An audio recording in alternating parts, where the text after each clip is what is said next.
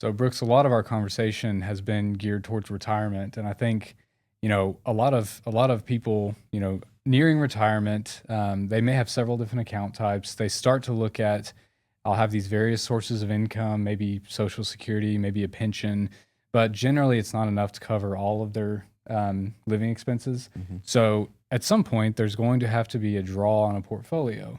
They start looking at all their account types and all the investments within those account types, and it's pretty there's no clear answer generally as to which account should I start pulling from first to make up the difference to fund my living Mhm. expenses.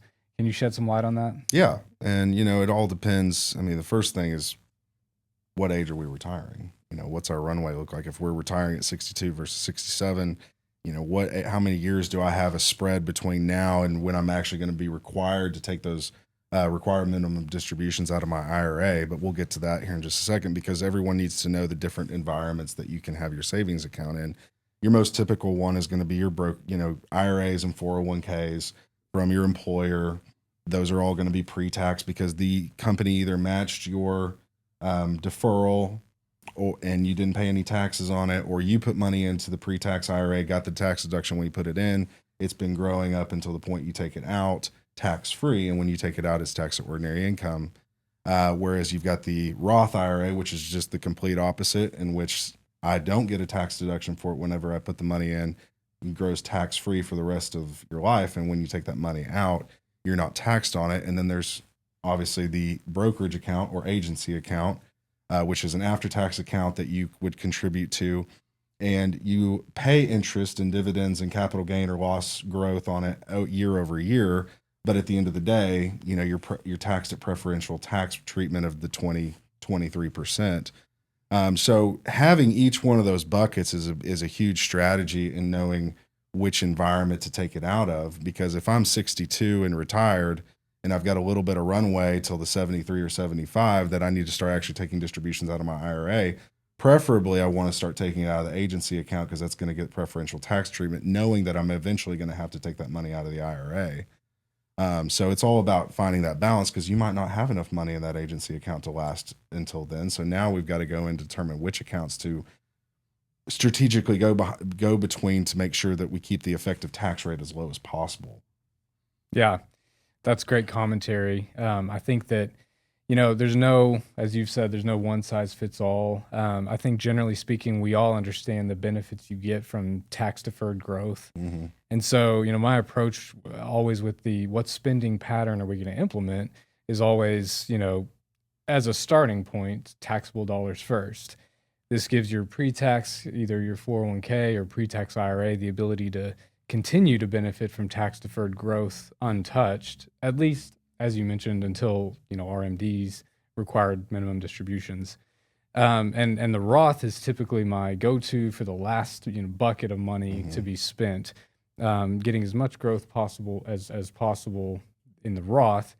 So I think again with that without having a one size fits all, it's often a good starting place to assume taxable dollars will be spent first, pre-tax deferred, as long as you can, at least until required minimum distributions.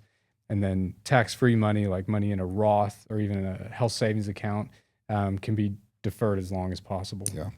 And I think that plays into another common question that we get a lot in that if I'm going to have if you and your advisor work together and it comes out to, I want a 60-40 allocation, 60% to stocks and equities, 40% to fixed income.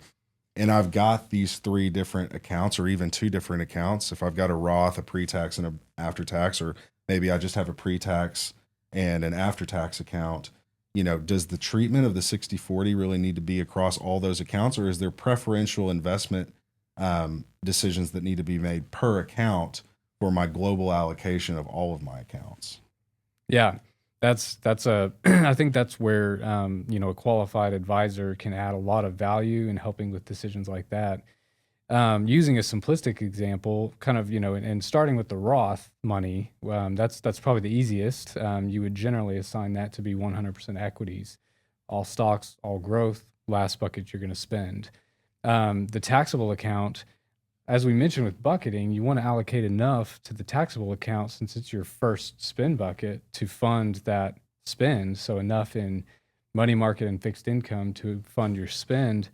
But you want your tax efficient investments in that account since they are taxable.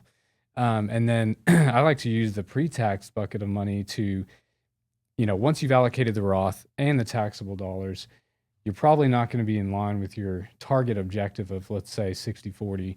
That's where I use the pre-tax dollars to assign whatever strategy it takes there to achieve your overall intended asset allocation. Yeah. Because, I mean, as much as we want all the accounts to grow as much as possible, an IRA, for instance, the more that grows, the more that we're just having to pay ordinary income taxes, which of the three accounts is probably going to be the highest. So we definitely don't want as much growth. We still want it to grow, but not as much as maybe the Roth and the after-tax account do. Sure. Would that be a fair statement? Yeah, I think that's very reasonable. Yeah.